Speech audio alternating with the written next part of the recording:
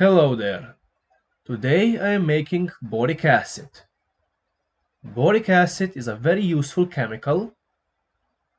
Among its uses are antiseptic, insecticide, flame retardant, neutron absorber, and a precursor to other boron compounds. I started by weighing out 20 grams of borax, that is sodium borate decahydrate. I will be reacting with a strong mineral acid to produce boric acid. I measured out roughly 100 milliliters of the demineralized water into a beaker and used it to dissolve the borax. Because borax has a low solubility in water, heating is required. We need a fairly saturated solution, so simply using more water to dissolve it wouldn't do. Now that I have dissolved the borax, I need to add strong acid that will protonate the borate ion. I will use roughly 10 milliliters of 31% hydrochloric acid. But before that, I'll turn off the hot plate.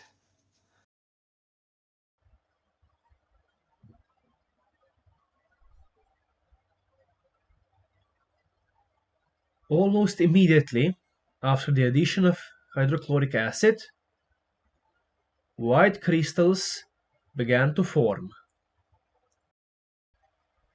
Boric acid is only moderately soluble in water, and sodium chloride that is produced during the reaction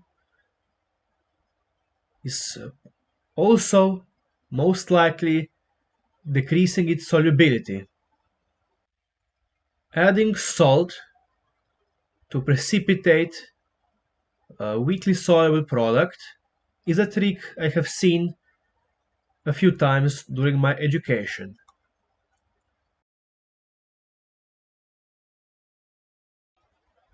Just to make sure those crystals aren't borax crystallizing out of the solution because it cooled down, I heated the reaction mix on a hot plate to ensure the reaction will run to completion. I think that the reaction has gone to completion. I'll stop heating the solution and I'll wait for all of it to crystallize.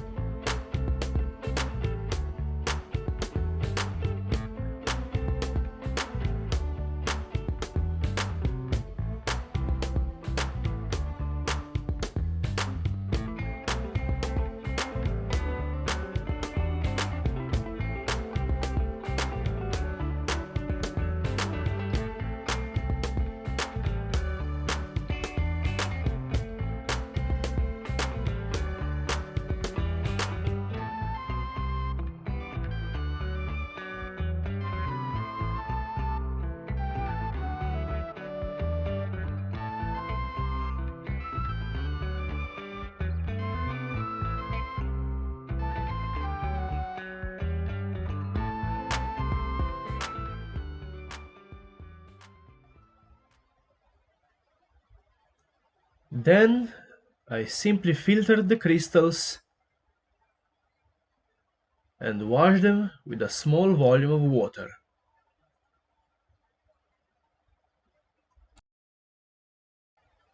Following that, I dried the product for 2 days and weighed it to calculate the yield. Let's do a bit of math. First, we need to write out the equation and find the molar masses of borax and boric acid.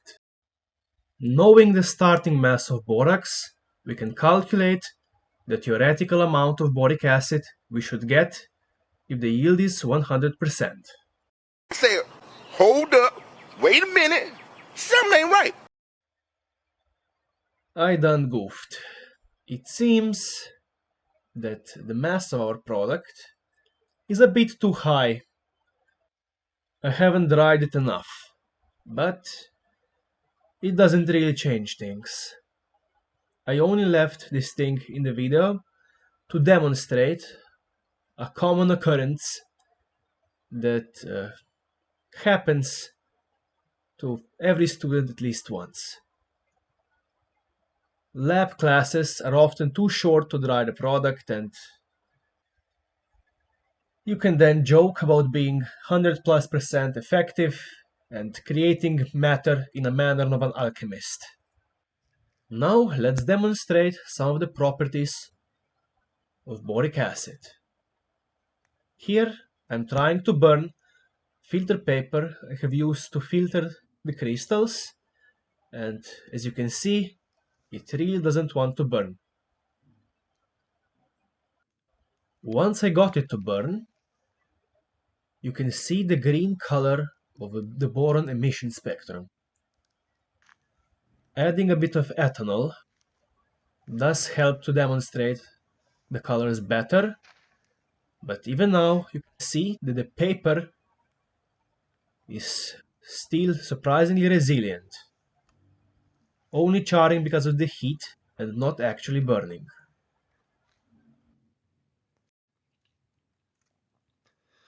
This paper is rather flame retardant. As you can see, even with ethanol, it mostly chars instead of, burning like it normally would. Thank you for watching, like, subscribe, and see you next week.